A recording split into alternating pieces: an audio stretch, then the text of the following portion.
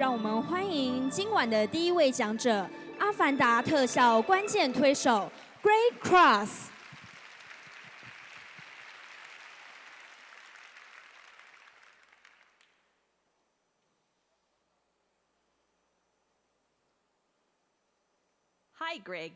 Great to see you today. Well, that was a pretty amazing entrance for a couple of Kiwis from New Zealand. There's a big audience here tonight, Rachel, so I really hope you're going to behave yourself. Okay. Do you need me to tell everyone your life story? Well, that's what you're here for, so why don't you go ahead and introduce me? The short version or the long version? I'm hoping for the short version myself. Let's just go with the short version. I'd really hate for you to get bored this evening.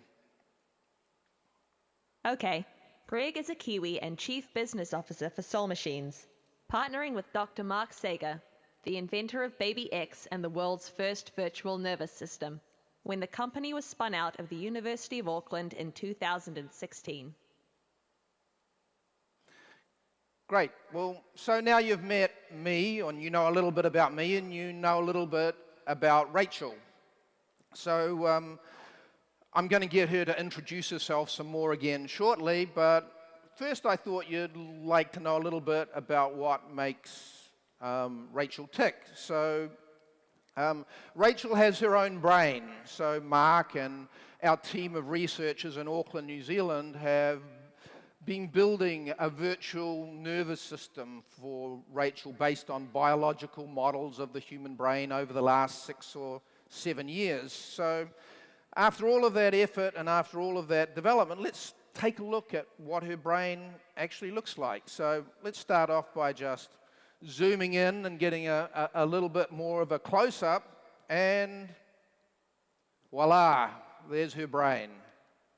So you can see that as that Rachel's brain sees through the camera in my laptop here and listens to what's going on around, different parts of her brain are responding to different stimuli. So I'm going to be quiet for a second. And you can see different parts of her brain now lighting up as the virtual neuroadrenaline kicks into her alert system now that she's had a bit of a fright, just in the way we respond and our brains respond when we get a fright. So I'm going to try just smiling at her and see what happens next.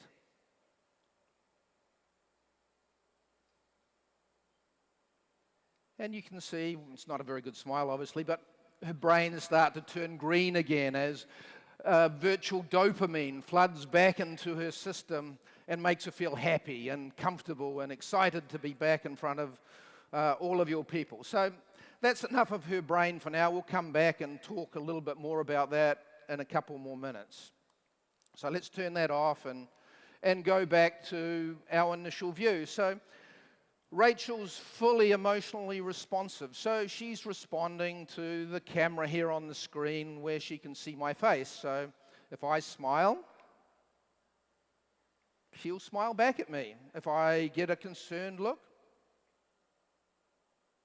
she'll get concerned about and worried about me too. So I can actually get her to mirror the faces I pull.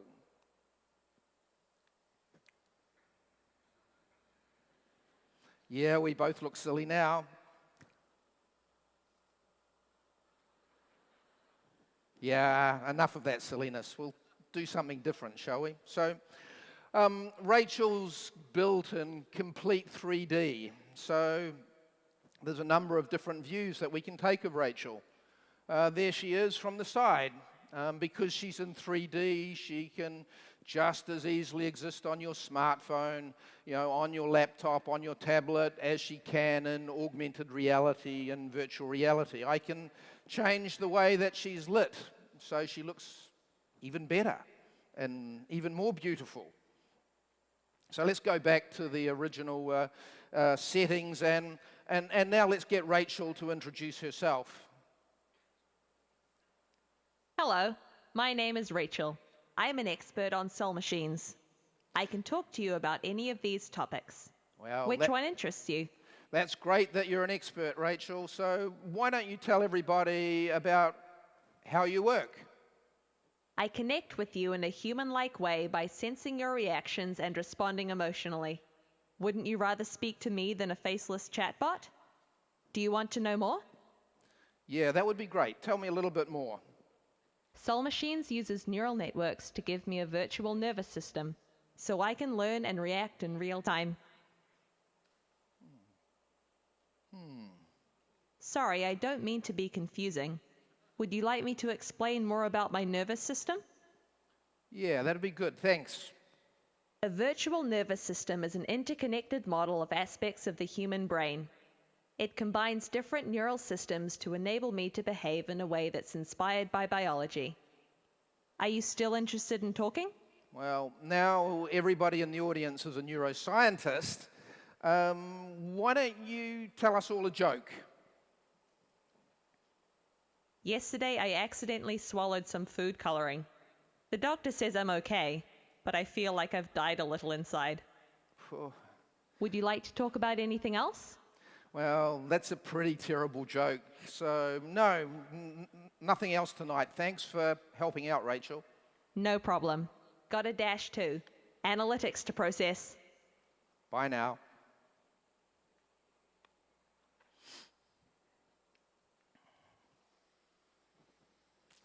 So, you've met Rachel. So, Rachel's one of a bunch of digital humans that we're building in our research and development labs in Auckland and New Zealand.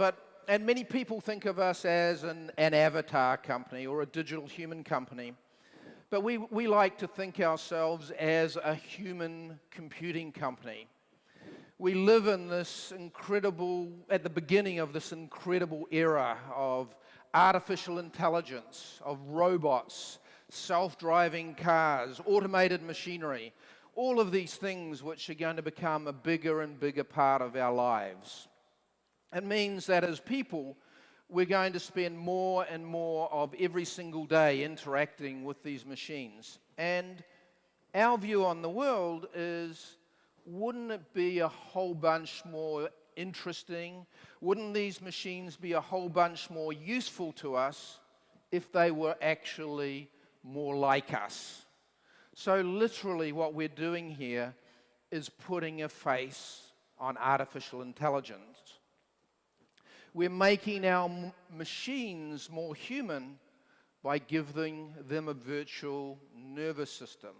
So we go to the level of detail of actually building a virtual set of lungs for Rachel. Why? We can only speak when we talk out, when we breathe out, sorry.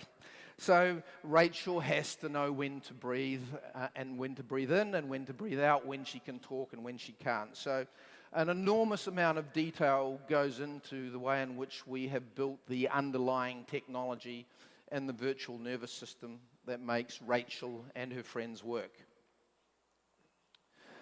So we're really focused on making sure that we make a difference to the way in which we live our lives. There's been a really interesting rule that some people have started to talk about. It's called Variance Rule. It was developed or first theorized by Hal Varian, the chief economist for Google, and he said you could predict the future by looking at what wealthy people have today. So let's stop and think about that for a second. So wealthy people have personal bankers, people who advise them on where to invest their money, how to get the best returns, when to move their money from one country to another country. So that's a pretty exclusive service. So imagine a future where every single one of us has a personal banker. The artificial intelligence systems know where we earn our income and our revenue, where we spend our money, what bills we have to pay, and they can provide us with all sorts of personal advice about our own financial decisions. Imagine a world where using our digital humans, you all have a personal financial advisor, a personal trainer, a coach, a companion, you can talk to as you move through your life. So I'm going to stop for a second and introduce you to an amazing movie. We're not actually going to watch the movie, but what I do want you to understand is something we take for granted, and that's the power of the human face. People say it's a window into our soul. It reflects what's in our heart and what's in our minds. It is the ultimate instrument of our emotional expression. If we have an important meeting or an important family event, we turn up and we engage face to face. Interestingly, if you're in a room with somebody, you have to look at their face. It's in our DNA. We're innately drawn to look at other people's faces. If we choose not to, we have to turn away or leave the room, in fact. So I'm going to make one small change to this picture, and then I'm going to flip to the next slide, and I want you all to see if you can pick this very, very small change here. So it wasn't really too subtle and it wasn't really too small, but it changed the whole context of the scene, obviously. It changed the context of your relationship with this particular scene, your response. You went from wondering why I thought this was an important movie to finding it funny and humorous. So our relationship with this picture and with these faces changed.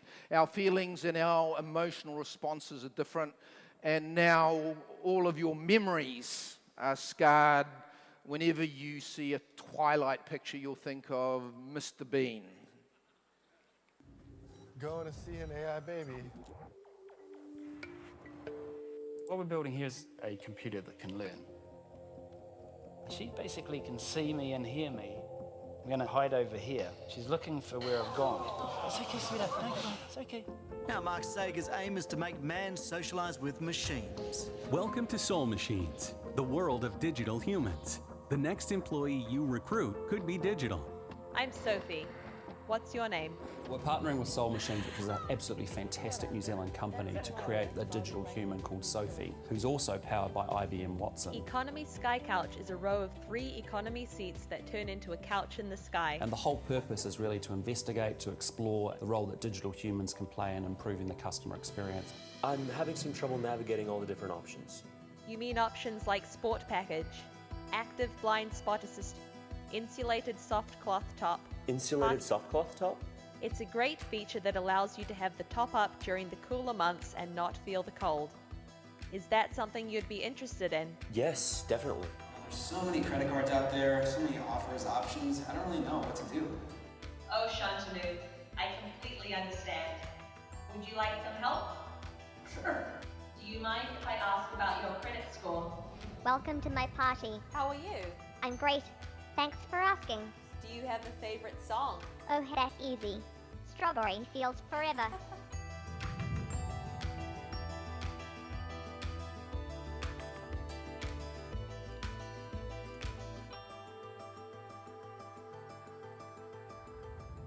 The work with Soul Machines, Mark's work, truly transforms the way in which humans interact with systems. It's not my usual world, and so it's kind of quite exciting for me. I'm actually really excited about it. Having worked so closely with them, we've got a glimpse of that future.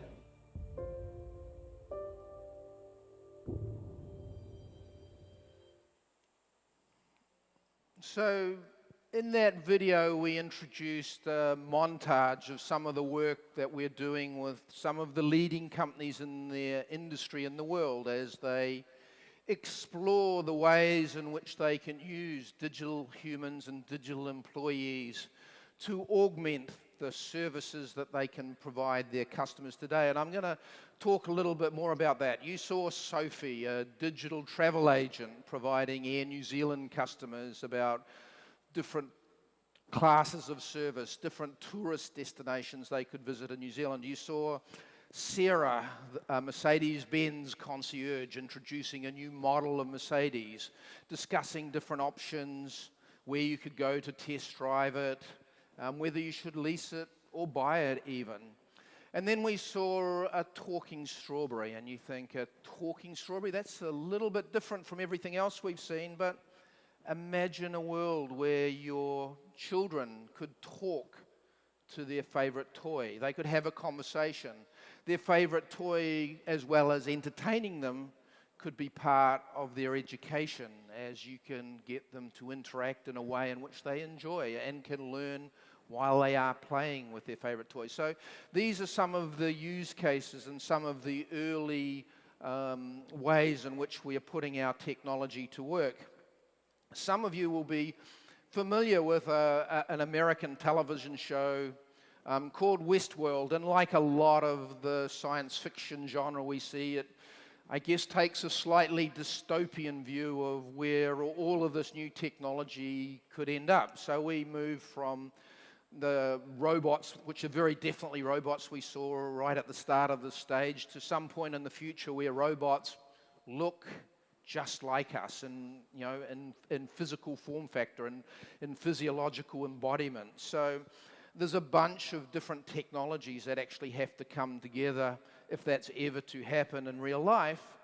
But for us, we see ourselves very much as that virtual central nervous system connecting all the different parts of our system together.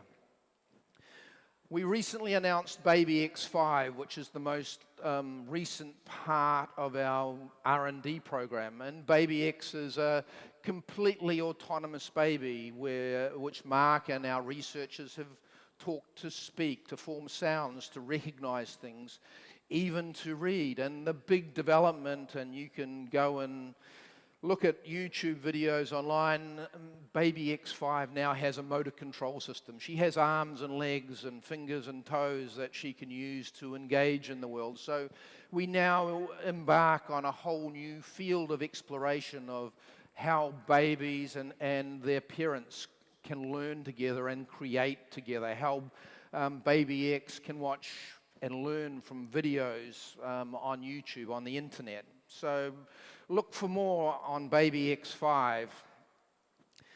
These are some of the digital humans that we've started building. So there's 7 here. You'll notice there's men and women.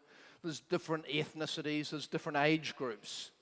Maybe 5 years from now, we'll live in a world where we all have the capability to build a digital version of ourselves. And that digital version of you can go and attend lectures and bring back all the information, or go and attend meetings, go and book your next holiday for you. So the population of digital humans, which numbers 7 today, could be millions or hundreds of millions or even billions at some point in the future.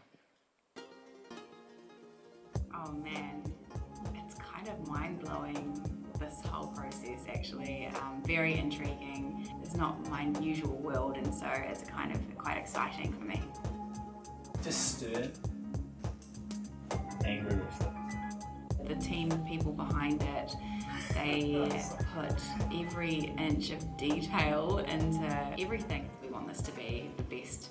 Yeah, I am nervous about meeting this digital human. It is going to be weird. It's going to be like, hi, and apparently I'm going to be able to talk to it and it'll respond, and it's going to be very strange, but exciting.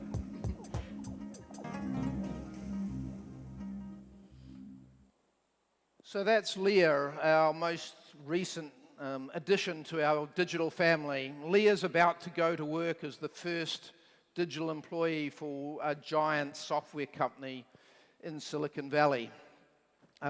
In real life, she's a professional actor in New Zealand.